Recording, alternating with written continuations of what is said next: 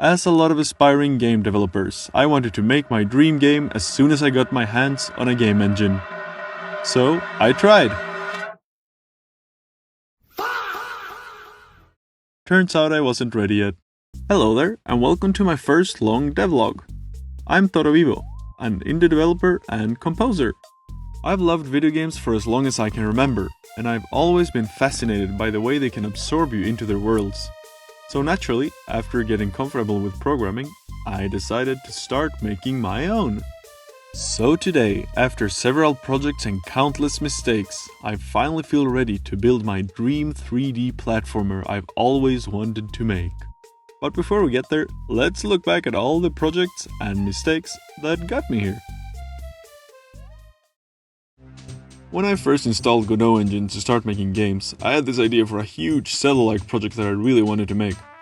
I'd already watched a ton of game dev YouTube back then, and was surely aware that virtually everyone advises making tiny projects first. But as every other naive and excited bedroom indie dev out there, I rushed to my dream project directly, because how hard could it really be? It was a lot harder than I expected. I had so much passion for creating this old dream project of mine, which led to me sinking countless hours to work on it. But every feature I wanted to implement meant learning something completely new. Animation, shaders, programming in Godot, level design. I pushed through with learning everything I came across, as well as a lot of, well, unexpected issues. Looking back at the code, let's just say I'm glad I kept learning. In the end, I have to admit that I'm kinda proud of this project and all the effort I put into it, but as expected, I eventually realized that this was simply not feasible for me to finish, nor would it become a remotely good game by any reasonable standards, as this was my first real shot at game dev. I did learn a lot about game development though, and the most important lesson I learned is that passion alone is not a substitute for experience, and experience is what I really needed at the moment. And as such, it was time for me to finally embark on my game development journey, where I would start 3 game projects before finally attempting another of my dream games. This is Punk Fantasy, a top-down action RPG prototype I made with a friend. We had a lot of aspirations for this game, but this time I couldn't just create whatever loose gameplay mechanic I thought was cool. Now I had to make a lot of gameplay systems actually work together. We had equipable items, combat encounters with enemy AI, dungeon puzzles, NPCs, and level design to tie it all together. Everything added to Punk Fantasy depended on everything that already existed, which pushed me to really start thinking as a game designer. And unlike my last project, I'm really happy that I actually could finish a Zelda-like dungeon this time, and I'm pretty proud with how the demo turned out overall. In case you want to give it a shot, I'll link the itch page for Punk Fantasy in the description below. GutterHeart is a turn-based RPG with rhythm game elements, where you play as a plumber that has to subdue his opponents by using words. Unlike Punk Fantasy, me and 2 friends put extra effort in developing GutterHeart as a coordinated team, to learn how to actually organize a proper game dev project. And as such, we had a game design document that we updated continuously, as well as a Kanban board to keep track of our progress. And one thing this project really taught me is to not underestimate good project organization, which is an invaluable skill for any technical project. Aside from that, GutterHeart also taught me how to write my own dialogue system using JSON files, and how to handle background music to implement rhythm game elements.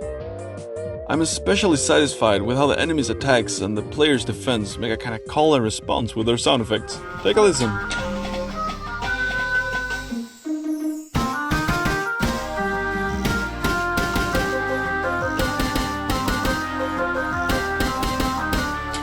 At the time of this video's release, I'm still working on polishing GutterHeart for an itch build, but you can expect to see it there in the future.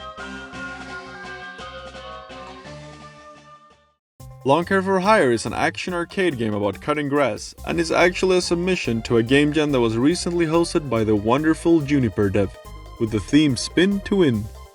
Me and a friend had 1 week to finish Lawn Care for Hire from idea to final project, which felt like an absolutely daunting task, but it taught me so much about prioritizing ideas and optimizing development time. I got to sharpen my 3D modeling skills a bunch, but I also practiced another great skill to have as an indie developer, being interaction with other developers by critically analyzing other games while responding to feedback on my own game. Game jams are a truly invaluable resource for indie developers, and I can only recommend people of all skill levels out there to give one a shot, because this was definitely one of my favorite game dev experiences so far. In case you're interested in trying it out, I'll leave the itch page of Lawn Care for Hire in the description below. So, while I really enjoyed making all of these games, none of them were exactly what I ultimately had dreamt of creating myself. Except for maybe that one way too ambitious Zelda clone. But with all those projects under my belt, despite still not being an amazing developer, I've finally felt ready to take a larger step on my game dev journey. As such, the other week I began development on my dream fast 3D platformer, and this time I'm back to developing solo, which feels both freeing and a little bit scary, but I'm dead set on giving this project my all. In my fast 3D platformer, you'll get to control Bulbo, a light bulb with really stretchy arms. His main abilities will revolve around his speed and electric limbs, and I want to put a lot of emphasis on skill expression so that mastering Bulbo's moveset can feel rewarding for players that want to get really good at the game. Another really important aspect for me is that the levels should feel like part of a breathing world where people could actually live in, despite having a lot of surreal and otherworldly kind of elements. This is a bit like how some Sonic stages are designed, except that they often feel very disconnected from each other. In general, my main inspirations for this game are GameCube titles like Sonic Adventure 2 and Super Mario Sunshine, but it's not like I want to simply recreate them. I just really want to do my best to capture the feeling that those games gave me when I first played them, while still making it my own creation. I'm super excited to finally work on this game. So excited that I spend my time in my day job drawing concept art on the back of old receipts. I already have a bunch of ideas about the setting, story and characters I want in my fast 3D platformer, and I'm really looking forward to sharing it with you all. This channel is where I'll document everything that happens next, and I'd love to have you along if you'd like to follow my progress. So, let's see where this journey goes together. See ya soon!